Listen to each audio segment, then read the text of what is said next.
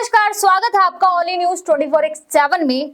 आज हम एक अहम मुद्दे पर पॉडकास्ट करने वाले हैं, जिसमें हम देखेंगे कि किस तरीके से भारत जैसे देश में लोगों को बांटने की कोशिश की जा रही है और नेताओं के बयान आ रहे हैं जो कि काफी चर्चा में हैं। और हमारे साथ हैं हमारे चैनल के editor in chief Saurabh Mishra. स्वागत है आपका सौरभ जी।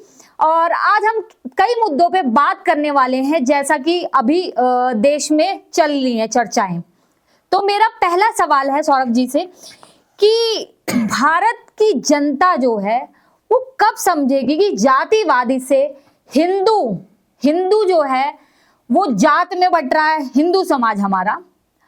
और वैसे ही पाकिस्तान और बांग्लादेश में हिंदुओं के साथ क्या किया जा रहा है आपने देखा है, और बहुत सारी वीडियो वायरल हो रही हैं जिसमें कई कट्टरपंथी कैसी कैसी हरकतें कर रहे हैं। आप लोग भी कमेंट सेक्शन में बताएं कि इस तरीके से क्या ये मानवता को बढ़ावा देना, माफ कीजिएगा, कट्टरपंथी को बढ़ावा देना है, और इस तरीके की राजनीति क्या सही है? देखिए श्वेता, सबसे पहले अगर मैं बात करूं, दर्शकों का स्वागत है। आपने सवाल पूछा कि देश की राजनीति और जो ये बाहर हो रहा है, बांग्लादेश में हो रहा है और सब जगह पर हो रहा है, तो सबसे पहले इसका आप पैटर्न देखिए। इसका पैटर्न आज से नहीं, आपको पीछे कई सालों से आपको ये पैटर्न सेम नजर आएगा। लेकिन आज सोशल मीडिया आ गया है तो हम इस पर बात कर रहे हैं। अदरवाइज बहुत बड़े बड़े वो होते थे, आप जिसे कहते हैं कि बुद्धिजीवी लोग होते थे, वही इस पर डिस्कस करते थे। लेकिन आज बुद्धिजीवियों के अलावा जो है ऐसे लोग हैं जो सामान्यतः व्हाट्सएप एंड और माध्यम से देख रहे हैं। सबसे बड़ा सवाल कि भाई ये रुकेगा कैसे। तो पैटर्न पर आते हैं श्वेता। जो पैटर्न है वो किसी भी इस्लामिक कंट्री, हालांकि इस्लामिक नहीं कहूंगा, जहां पर अदर कास्ट के लोग या धर्म के लोग थे, उसके बाद वहां इस्लाम गया। इस्लाम के आने के बाद वहां पर सबसे पहले जो इस्लामिस्ट लोग थे, कट्टरपंथी लोग थे, उन्होंने, चाहे वो किसी भी धर्म का रहा हो, मुस्लिम छोड़कर, उनको वहां उन्होंने समाप्त किया।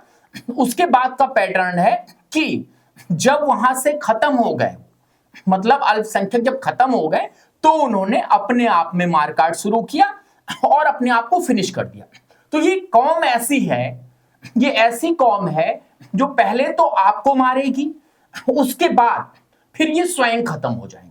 बहुत सारी कंट्रीज है। आज आप देखिए जर्मनी और माफ कीजिएगा फ्रांस में देखिए, एक समय फ्रांस में क्या हुआ करता था। आज फ्रांस में आप मुसलमानों के खिलाफ बोल नहीं सकते, आपको मार दिया जाएगा। बांग्लादेश आपके सामने ही है, पाकिस्तान आपके सामने ही है।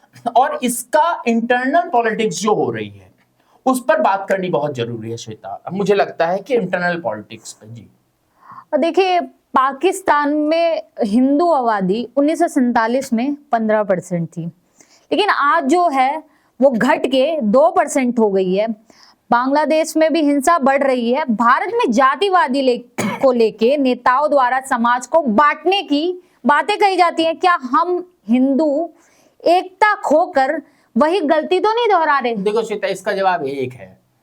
ये ब्रॉडकास्ट जो भी देख रहा है, ये आप स्वयं बताएं कि कितने लोग इस ब्रॉडकास्ट को शेयर करेंगे जब अच्छी बातें हो रही हैं, जब लोगों को। मुझे देखिए, आगे पॉलिटिक्स में आप कितना सवाल पूछेंगे कितना नहीं मुझे नहीं पता है, आपका अपना नोट है। लेकिन एक बाबा योगी आदित्यनाथ ने एक बात कही थी, बटोगे तो कटोगे। और प्रधानमंत्री मोदी ने भी 80-20 की बात कही थी, 80-20 वाली बात। तो वो सही है, उसको हमारी मीडिया ने गलत तरीके से पेश किया। बोले बटोगे तो कटोगे, तो ये क्या बांटने और काटने की बात हो रही है। उन्होंने दूसरी तरफ से यूनिटी की ही बात कही थी कि हिंदू एकजुट हो जाएं तो बचे रहेंगे। लेकिन उसको हमारे यहाँ पॉलिटिसाइज इतना कर दिया गया कि उसको ऐसा मान लिया जाता है कि ये क्रिमिनल है, हालांकि क्रिमिनल नहीं है। आज की डेट में आप बताओ श्वेता, मैं हूं, आप हैं, तमाम जो भी हिंदू है, मैं कास्ट पर नहीं जा रहा इसलिए मैं कह रहा हूं, अगर हम ब्राह्मण, क्षत्रिय, दलित इस पर जाने लगेंगे तब तो वो बढ़ जाएंगे। हिंदू, अगर हम सिर्फ हिंदू की बात करें और वर्सेस मुस्लिम, मैं वर्सेस मुस्लिम इसलिए नहीं कह रहा हूं कि हम लड़ाई की बात कर रहे हैं, बल्कि एकजुटता, तो मुसलमान तो एकजुट है, साफ दिखता है, लेकिन हमारा जो हिंदू है वो एकजुट नहीं है। यही वजह है कि राजनीतिक पार्टियां चाहे कोई भी हो इसका पुरजोर फायदा उठाती हैं, और यही पुरजोर फायदा के चक्कर में वो ऐसी राजनीति करती हैं। अदरवाइज अगर हिंदू एक हो जाए तो उसी दिन हमारी मीडिया भी बात करना शुरू कर देगी कि इस देश में कितने प्रतिशत हिंदू हैं, कितने प्रतिशत हिंदुओं का वोट है, कितने प्रतिशत मुसलमान का वोट है। आप बताइए, आज की डेट में जब हम सर्वेस करने जाते हैं, हम तो नहीं करते, खैर जो एजेंसीज हैं वो करती हैं, तो वो क्या देखती हैं, इस क्षेत्र में इतने % ब्राह्मण, इतने % क्षत्रिय, इतने % दलित, इतने % पासी, इतने % ये, इतने % वो, फलाना ढिमकाना।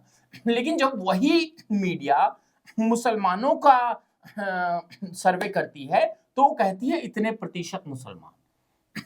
मतलब उसमें पसमानदा भी है, उसमें तमाम तरीके के मुसलमान हैं, उनको आप अलग अलग क्राइटेरिया, हाँ सिया सुन्नी तो हो ही गए, उसमें भी क्राइटेरिया, उसमें भी जाति है, ठीक है, उसमें भी बटे हुए हैं, उसकी बात नहीं करते। लेकिन हिंदुओं को बांट कौन रहा है? ये हिंदू खुद बांट रहे हैं, कहते हैं कि भाई हम पंडित हैं, हम इनके यहाँ नहीं खाएंगे या यहाँ नहीं जाएंगे। बिल्कुल सही बात पकड़ी। ये जो चीजें हैं वो श्वेता मैं आपको बताता हूँ, आपने बहुत बढ़िया बात पकड़ी है। बांट कौन रहा है?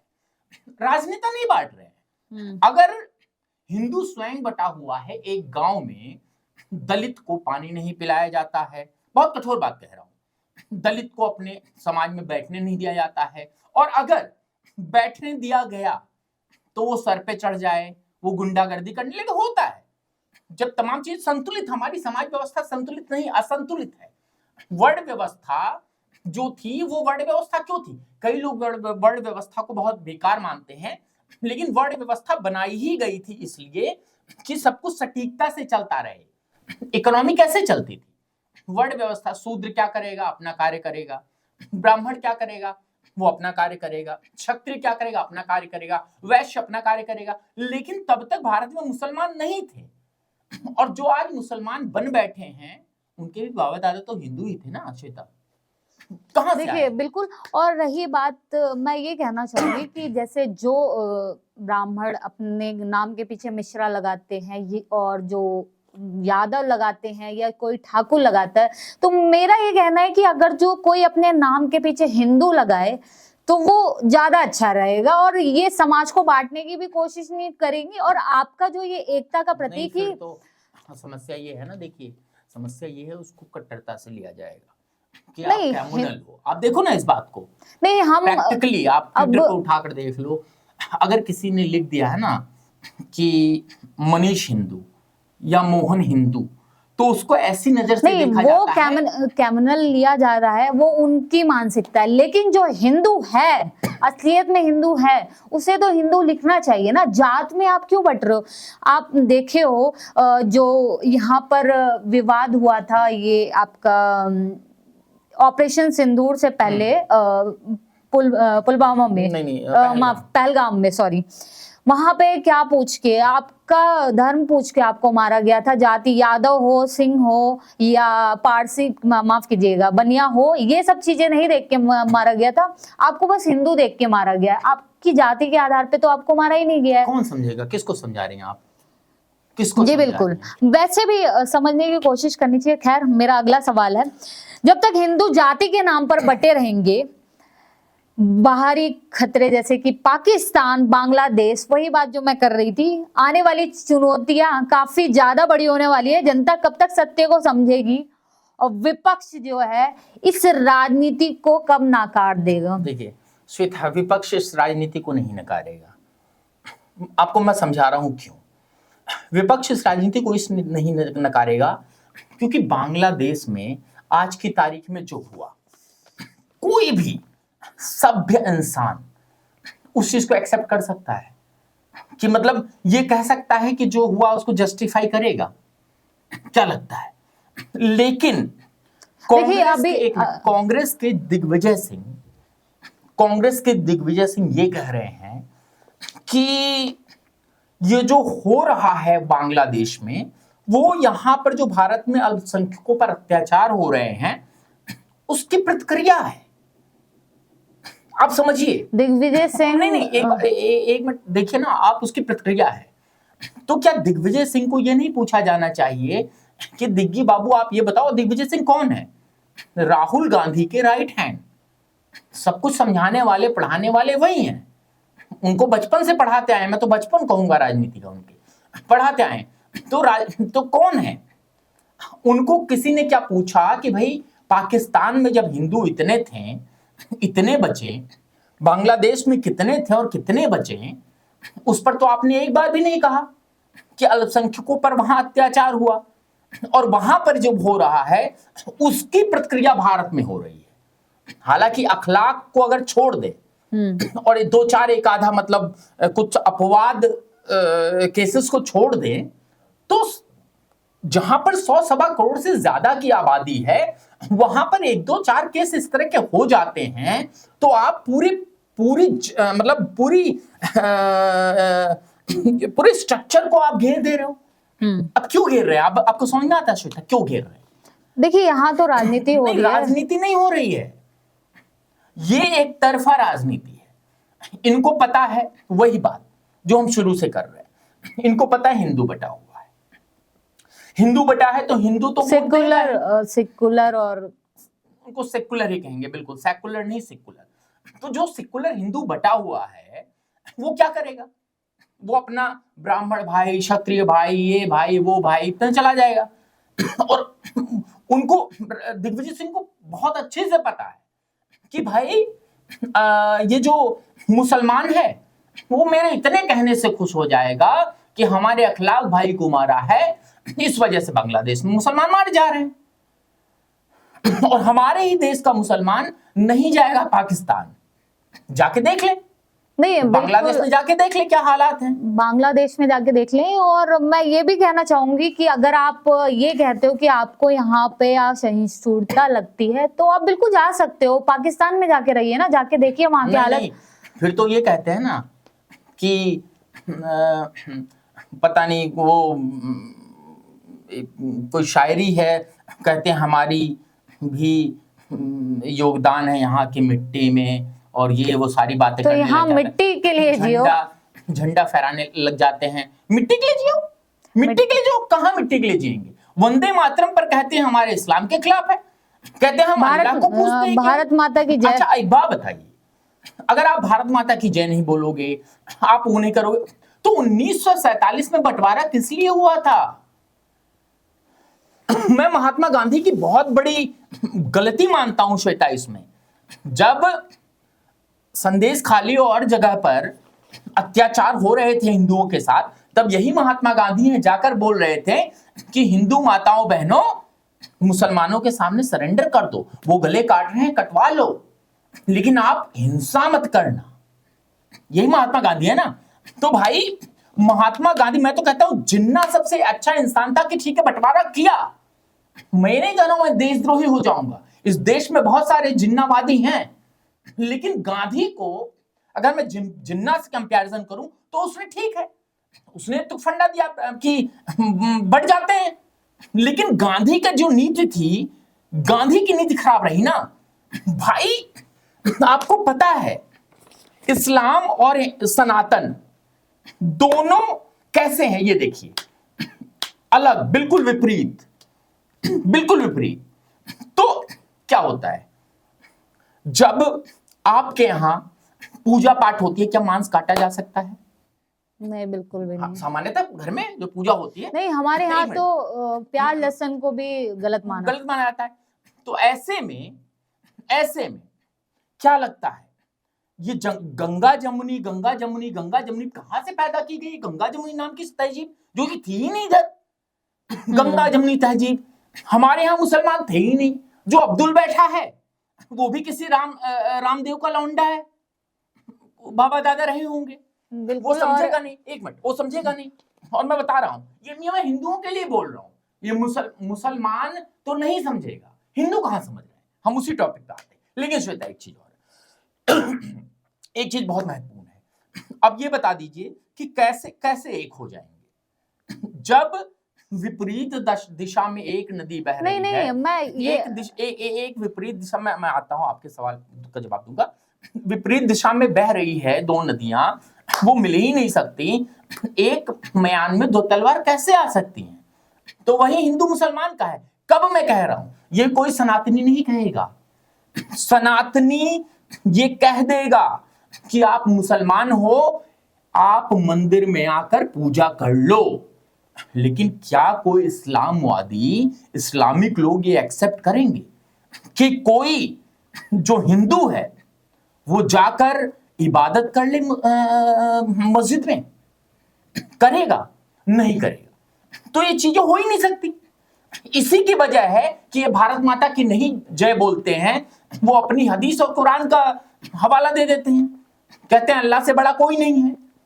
विवादित विषय है। देखिए, मैं ये कहती हूँ कि इस विषय पे हम बिल्कुल एक्सेप्ट करेंगे। आप देश के लिए जियो, भारत माता की जय बोलो, वंदे मातरम बोलो, क्या क्या दिक्कत है? आप देश में रहो, देश के लिए जियो, देश प्रेमी बनो, तो हमें कोई दिक्कत नहीं होगी। और भी बहुत सारे मुस्लिम्स हैं जिनको देखा होगा, आपने भी देखा होगा, कई ऐसे नाम हैं जो कि विवादित कुछ भी नहीं बोलते और देश के लिए जी रहे हैं। तो आप लोग भी ऐसे बनो, तो हर किसी को प्रेम से रहो। मतलब अगर जो आपकी मानसिकता ही कट्टर रहेगी कि ये मेरा दुश्मन है, तो वहां पे गाड़ी नहीं चल सकती है। तो वहां पे तो आप अलगाववाद कर रहे हो। कौन करा रहा है? देखिए, नेता करा रहे हैं वो सही है, लेकिन अपनी खुद की भी मानसिकता होती है। सही गलत का फर्क खुद में भी होना चाहिए। बहुत सही आपने कहा। कहते थे कि मुसलमानों को भटकाया जाता है, बहलाया जाता। अब देख लीजिए दिल्ली में जो कांड हुआ, डॉक्टर था, कितना पढ़ाई करके वहां पहुंचा, बिल्कुल, और अपने आप को फाड़ दिया। नहीं, ये मानसिकता है। एक्चुअली में पढ़े लिखे और अनपढ़ में इसमें कुछ भी भेद नहीं है। रीजन ये है कि आप अपनी विवेक का कितना इस्तेमाल कर रहे हो, ये आप पे निर्भर करता है। बाकी मेरा अगला क्वेश्चन है कि समाजवादी पार्टी, जो कि अक्सर यादव मुस्लिम गाठजोड़ और पीडीए पिछड़ा जाति यानी कि अल्पसंख्यक की राजनीति करने का आरोप लगाती है, क्या ये विवाद जो है जातिवाद को बढ़ावा नहीं देता? देखिए, सबका सिंक्रोनाइज होकर एक ही जगह पहुंचता है जवाब। समाजवादी पार्टी का क्या है? समाजवादी पार्टी के कर्ता धर्ता कौन थे? मुल्ला मौलाना, क्या नाम है, मुल्ला मुलायम।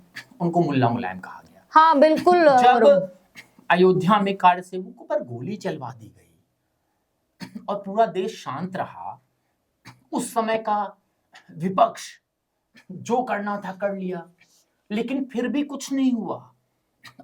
उनको कार सेवकों पर गोलियां मरवा दी।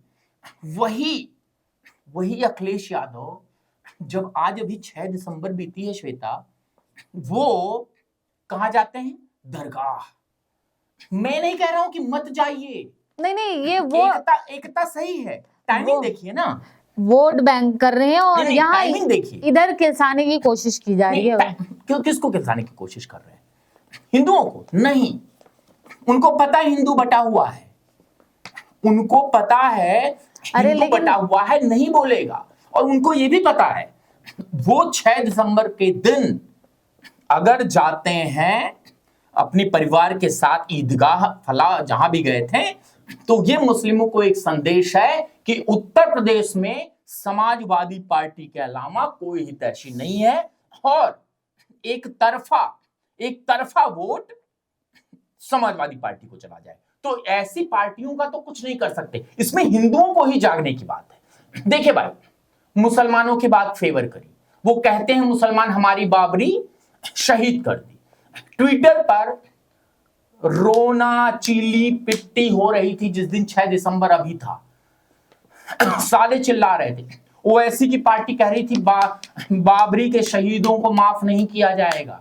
हमारी सुप्रीम कोर्ट ने इसका फैसला सुनाया है, उसके बावजूद भी ये खुलकर ये कह रहे हैं हमारी शहीदी, हमारी शहीदी, हमारी शहीदी। सुप्रीम कोर्ट के जजेस कहाँ हैं? देखिए, एक मिनट, क्यों नहीं वो बोलते? सुप्रीम कोर्ट के जजेस क्यों नहीं बोलते कि भाई एक बार फैसला आ गया है, इस पर ड्रामेबाजी बंद करो? क्योंकि भारत में सांप्रदायिकता का माहौल बनेगा। खुद कोर्ट का फैसला था। वहीं दूसरी तरफ अगर सांघी प्रज्ञा या फला आदमी कोई कह देता है हिंदू एक हो जाओ तो सांप्रदायिक है, तो जैसे सांप्रदायिक कि है। बाबा बागेश्वर धाम को कहा जा रहा है कि वो हिंदू मुसलमान कर रहे हैं। और अभी ये भी बाबरी मस्जिद विवाद हुआ, मतलब बाबर को ये लोग अपना शासक मान रहे हैं, बाबर का देश है, बाबर का देश है। कहाँ से बाबर का देश है? ये तो राम का देश है, ये सब जानते हैं। सनातन की कोई तिथि नहीं है, पर इस्लाम की तिथि है, वो आप लोगों को भी पता है, चाहे तो गूगल पे भी सर्च कर सकते हैं। बाकी मेरा अगला क्वेश्चन है, अखिलेश यादव ने कई बार जातिगत भेदभाव का मुद्दा उठाया, लेकिन सपा शासन में ब्राह्मणों पर अत्याचार के आरोप भी लगे हैं। विपक्ष खुद जाति कार्ड खेलकर समाज को क्यों बांट रहा है? देखो, विपक्ष क्यों बांट रहा है वो पिछले वाले में मैंने जवाब दे दिया श्वेता, विपक्ष क्यों बांट रहा है। बाकी आगे सवाल हो, क्योंकि मुझे लगता है कि विपक्ष का प्रोपेगेंडा वही रहा है। देखिए, क्वेश्चन मैं पूछना चाहती थी और मैंने लिखा भी है। बसपा ने जाति सम्मेलनों की शुरुआत की जिसे मायावती ने मजबूत किया। क्या विपक्षी दल खुले तौर पर जाति आधारित रैलियों को टिकट वितरण करके लोकतंत्र को कमजोर नहीं कर रहे हैं? देखिए, लोकतंत्र को कमजोर नहीं कर रहे हैं, ये सवाल तो मतलब ये समझ लीजिए जैसे ही जाति पाति धर्म आता है उसी समय लोकतंत्र कमजोर हो जाता है, ठीक है। उसी समय लोकतंत्र कमजोर हो जाता है। तो लोकतंत्र की क्या परिभाषा है? कौन लोग हैं जो हमें लोकतंत्र की परिभाषा बताते हैं? लोकतंत्र मतलब राम राज्य, और राम राज्य से अगर इस देश का हिंदू नहीं खुश है, मुसलमान नहीं खुश है, तो उसको समझना चाहिए, पढ़ना चाहिए राम राज्य क्या था। और मैं यहाँ पर राम राज्य की गाथा गाने बैठ जाऊंगा तो ये पॉडकास्ट बहुत लंबा खिंच जाएगा श्वेता। एक क्वेश्चन, कांग्रेस और सपा ने एसआईआर, जो कि अभी बहुत हॉट टॉपिक था, एसआईआर में जाति धर्म आधारित अधिकारी नियुक्त का आरोप लगाया। क्या विपक्ष चुनावी रोल में हेरफेर करके जातिवादी फैला रहा है? अब एसआईआर में भी देखिए, अब हिंदू मुसलमान तो छोड़ दीजिए, खैर मुसलमान हिंदू नहीं, जातिवाद क्यों कर रहे हैं? उनको पता है कि एसआईआर से कौन बाहर जाएगा। मैं नाम नहीं लूंगा किसी समुदाय का, एक वीडियो भी आई थी अभी, नहीं एक मिनट, मैं नाम नहीं लूंगा किसी समुदाय का, कौन बाहर जाएगा सबको पता है। तो इनको अब ये लग रहा है एसआईआर करवा लिए, एक बहुत बड़ा तबका बाहर चला जाएगा। अब जब बड़ा तबका बाहर चला जाएगा तो क्या होगा? फिर बड़े तबके के बाहर जाने के बाद हमारे यहाँ जो बचेंगे वही तो वोट देंगे। तो उनको फिर इस तरह से भड़काओ कि भाई यादव तुम्हारा इतने % वोट काट दिया, भाई ब्राह्मण तुम्हारे इतने % वोट काट दिया, भाई क्षत्रिय तुम्हारे इतने % वोट काट दिया। और एक चीज मैं इसके साथ जोड़ना चाहता हूँ श्वेता, तमाम ये सब लगा ले, तमाम गठजोड़ लगा दे। उत्तर प्रदेश इलेक्शन भाजपा एक तरफा जीती, हरियाणा इलेक्शन भाजपा एक तरफा जीती, मुंबई इलेक्शन भाजपा एक तरफा जीती, आपका अभी बिहार में हुआ इलेक्शन भाजपा एक तरफा जीती। अब वो गणित नहीं चल रहा है। हमारे युवा के पास स्मार्टफोन है, लेकिन अगर हम हिंदुओं बटे हो ये बार बार इसलिए कह रहे हैं क्योंकि एक समाज है हमारा जो अभी भी उस कुचक्र में पड़ा हुआ है, उसको बाहर आने की जरूरत है। क्योंकि पता है क्या हो रहा है, भाजपा की जीत ये नहीं है कि हिंदू उनके साथ हो गया है। आप वोट परसेंटेज निकाल कर देखेंगे ना तो आपको एकदम एस पे नजर आएगा। जीत भले हो गई, लेकिन विपक्ष का वोट मुसलमानों के वोट के साथ मिलकर एक हाई डेंसिटी बना रहा है, बहुत भारी। इसी चक्कर में ये चाह रहे हैं कि जिस तरह से जनता पार्टी की सरकार आई थी, इंदिरा गांधी को हटाया था, उसी तरह से सारा विपक्ष मिलकर नरेंद्र मोदी को हटाएगा। और इसीलिए ये कह रहे हैं अघोषित इमरजेंसी है, अघोषित इमरजेंसी है। समझ लो आप, अघोषित इमरजेंसी, क्योंकि इमरजेंसी के बाद ही गुस्सा आया था पब्लिक में, तब जाकर इंदिरा गांधी को बाहर किया था। अब ये अघोषित इमरजेंसी कहकर पब्लिक को भड़काने जा रहा है, बट सोशल मीडिया का जमाना है, वो शायद नहीं हो पाएगा। कुछ और विकल्प के रूप में देखना चाहिए, लेकिन हिंदू मुसलमान अगर इस देश में होगा तो कोई फायदा इस देश का नहीं है, बहुत मतलब बुरा भविष्य है। एक क्वेश्चंस, मतलब ये अभी मुद्दा चल भी रहा है और कई लोग इस पे मुझसे भी बोल चुके हैं। हाल ही में यूपी में बीजेपी के ब्राह्मण विधायकों की बैठक में सहभोज के नाम पर हुई थी, जिसमें 40 से ज्यादा विधायक थे। क्या ये जातिगत गोलबंदी का संकेत है और इसमें पार्टी की हिंदुत्व इमेज पर क्या असर पड़ रहा है?